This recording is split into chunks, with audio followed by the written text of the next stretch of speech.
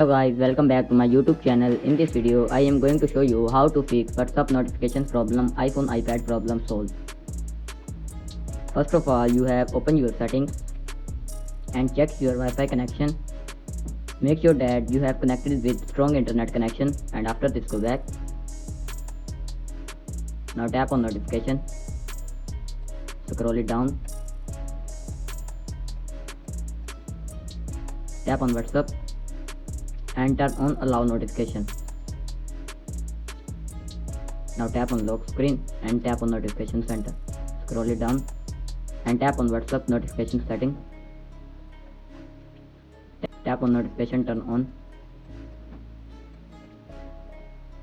and turn on show preview and go back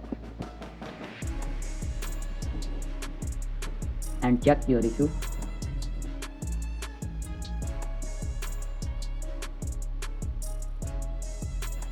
After doing all steps, your problem will be fixed. Hope you like this video. If you like this video, please do subscribe, comment and share. Thank you.